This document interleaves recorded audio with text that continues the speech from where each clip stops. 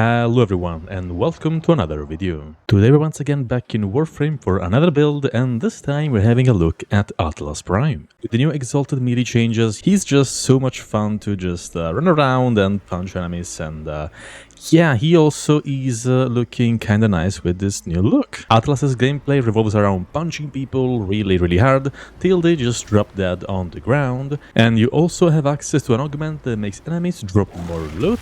So yeah, that's super cool. And finally, you can also summon some stone buddies to just help you with the fighting, although they're not really good at that. But yeah, he's a very fun Warframe.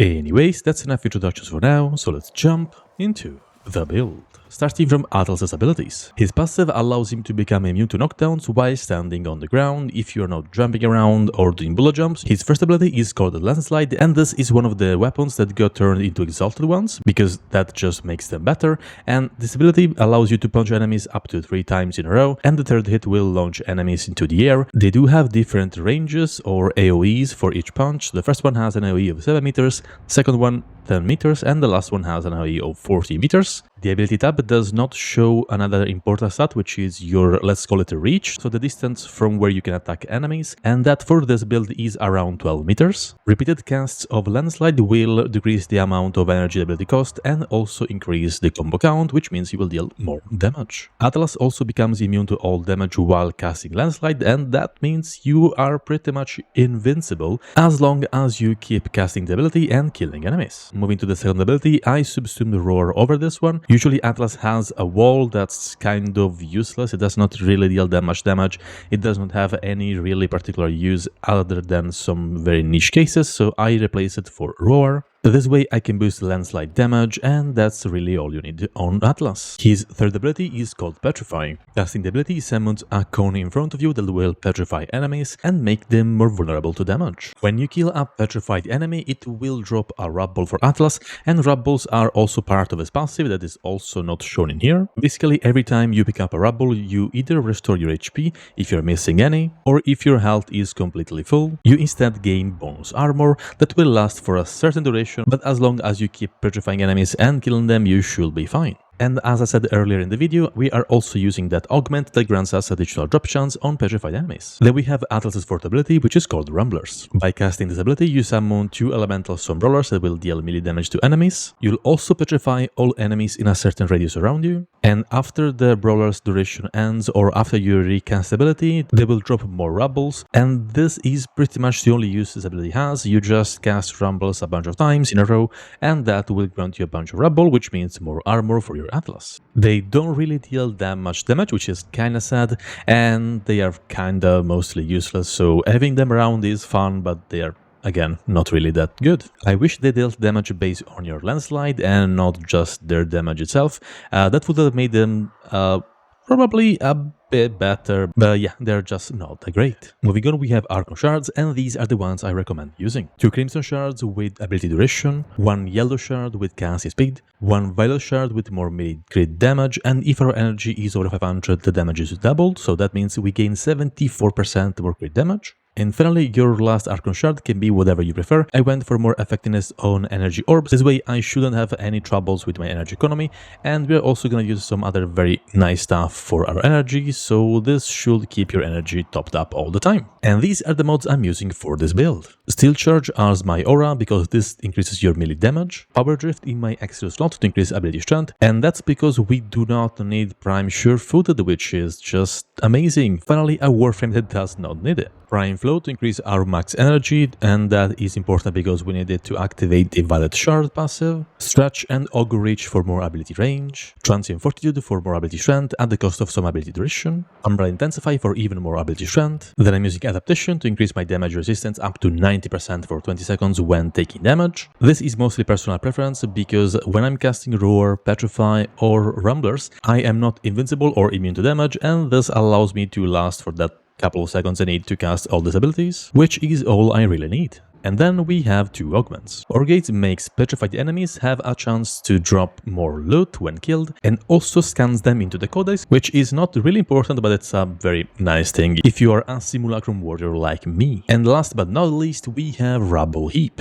When your rubble is above 1400, your Landslide costs no energy, deals 2 times more damage and travels 2 times faster. This augment is probably the most important mod on this build because it allows us to not worry about energy at all, because Landslide won't cost any energy after we reach 1400 rubble. It makes it deal more damage, and you can also target enemies from further away, which is very nice because yeah, killing enemies faster is all you want in Warframe. Now moving to the arcanes, I am using Molt Augmented for up to 60% ability strength after killing enemies, and Arcane Steadfast that on ability cast has a 20% chance to grant you 3 free casts of any ability you want, and that is pretty much how we won't have any energy problems at all with this build. If you feel comfortable without adaptation, you can replace it with Blind Rage, and since we don't have to worry about energy that much with this build, that allows you to deal even more damage and have a higher drop chance with Orc Gates. And that's pretty much Atlas's build. Let's now move on to weapons. These are the ones I recommend using. The only one you kinda wanna have is Grimoire because of one special mod it has, and that's pretty much it. So this is the Strong Prime, these are the in-canon evolutions, and this is the build I'm using on this weapon. You can just copy it and that should be more than enough. I do have a Raven, but you can replace it with something else. Doesn't really matter, this weapon deals so much damage. I have a full video dedicated to this weapon if you are interested. Then I'm using the Grimoire, and this is the build I'm running on the weapon. It's just a bunch of multi-shot and some blast damage, Augur Seeker and Augur Pact to increase the Augur set bonus, and also to gain status duration and more damage, which is just nice. Galvanized Shot for more damage in general, and Race Invocation to increase ability duration up to 60%, which on this build it feels quite nice to have. Yahoo Canticle is not really that important to have, it's just there in case it does proc and reduces enemies armor and shields. And the arcane I'm using is Secondary Dexterity. This way when I heal enemies with my melees, and that also includes your Landslide, we gain more damage, and this also increases the combo duration on Landslide, which is yeah, it's all we need. The melee weapon you are using doesn't really matter because you are just gonna stick to your Landslide. So I'm using the Revox because it does look nice. This is the build I have on this weapon.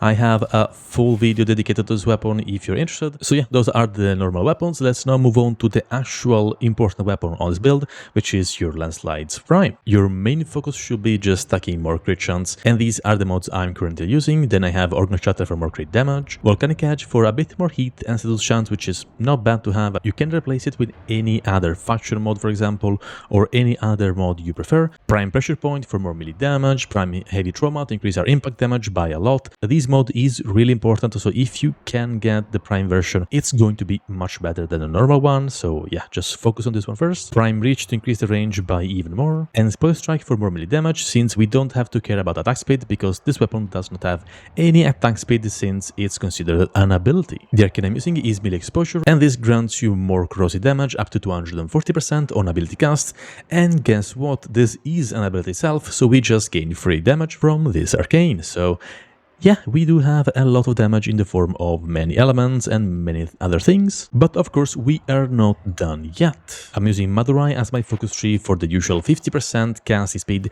and 40% ability strength, and as always I'll be accompanied by beautiful Panzer Rupaphyla that can spread viral to all enemies within 20 meters, grants us an additional 1.2x crit damage multiplier on all our weapons, and that also includes landslides, can strip enemies armor in a huge AoE, spread status effects to all enemies within 9 meters, grant us up to 30% more ability efficiency, and thanks to Resourceful Retriever we also have an 80% chance to double our pickups. So yeah, it's overall a very nice pet to have, and this is the build I have on its clothes. It's just pretty much all the damage you can in the form of electricity because that's what I prefer on my cat. And yeah, that's pretty much the whole build, so let's now see it in action. Alright, as always we have here our 20 corrupted heavy gunners level 225 with Steel Path modifiers, so your usual very tanky enemies that you may find after like a couple hours in survival. And yeah, the cat is strong enough to kill them. I guess I'll have to summon some new ones, hold on. Alright, anyways, as I was saying, we're gonna just test on these guys, and normal punches will be able to deal with them quite easily without any external buffs, so you don't really need Roar, you don't really need to cast Petrifying to debuff enemies, they will just pretty much die, so yeah, that's kind of how it is. But if you also cast your Roar and your Petrify, well, the moment you gain a little bit of combo, they take so much damage. It's just completely insane. We don't even have our Rubble fully maxed out. We don't have our 1400 Rubble yet. So let's fix that real quick.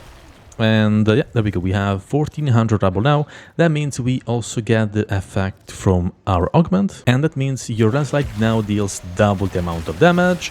And yeah, I mean, you can see that, and that's kind of what you're going to see in your everyday mission, just corpses everywhere, pieces of rubble flying all over the place, and enemies that are on the ground all the time.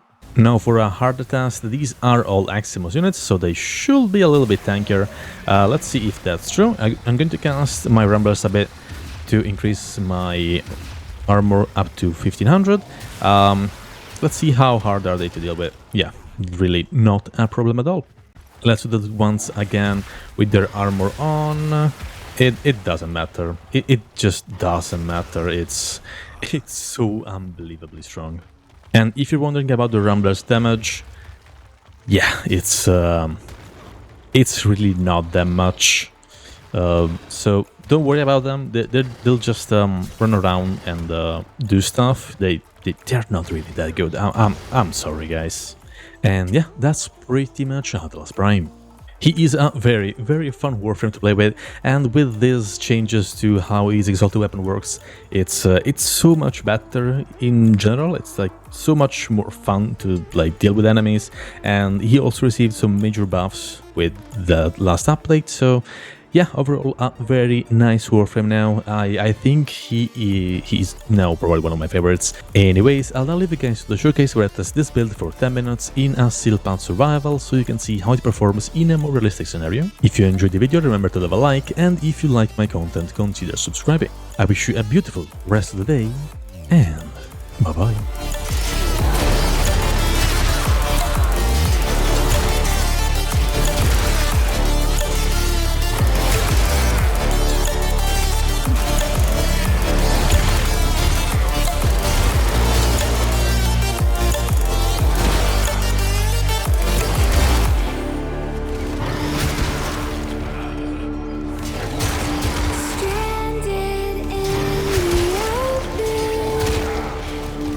Try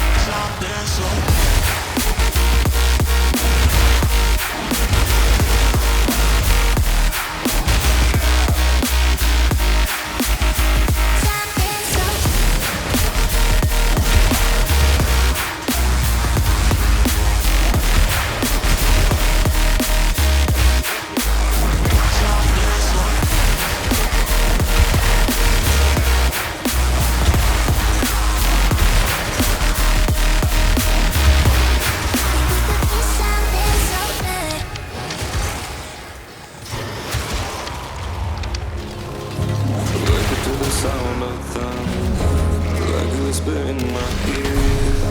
I gonna wait for it. I can see the stars reflecting. Your towers made us steer. Everything but you is fake.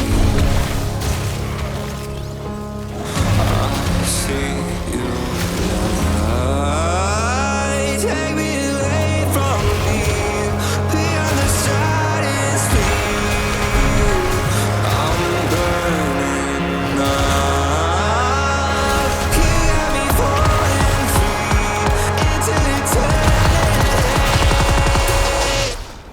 When you tear up my horizon.